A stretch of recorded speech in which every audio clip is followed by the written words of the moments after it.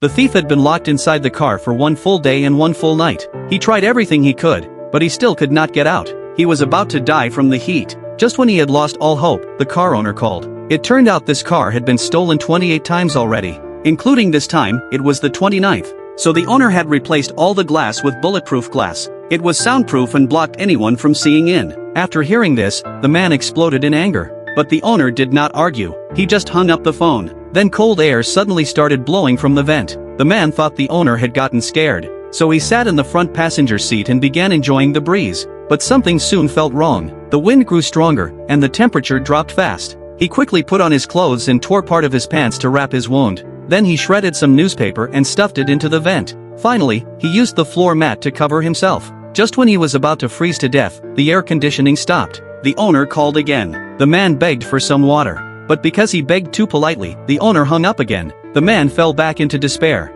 Just then, a police car stopped nearby. The traffic officer looked around the car. The man thrashed around inside, but the car didn't move at all. The officer simply left a parking ticket on the windshield and drove away. On the third day, it started to rain. The man fantasized about catching raindrops with his mouth. Then the owner called and said there was a straw in the trunk with water. The man quickly broke the cover to the trunk area. He found the straw and used an empty soda bottle to collect the liquid, but there was only half a bottle of blue water. The man didn't care what it was. He drank it all in one go, but water was not enough. He needed solid food too, so he tore out a page from the car's manual. He crumpled it and stuffed it into his mouth. It scratched his throat, so he washed it down with some of that homemade blue brew. Suddenly, another thief came to pick the lock. The man inside grew anxious watching how bad his skills were. Then a neighbor noticed and beat the second thief up. Later that night, the man grew so hungry he couldn't stand it. In the end, he reached out and picked up an ant. He slowly placed it in his mouth. After eating, he got bored. So he started pressing the ignition button over and over. To his shock,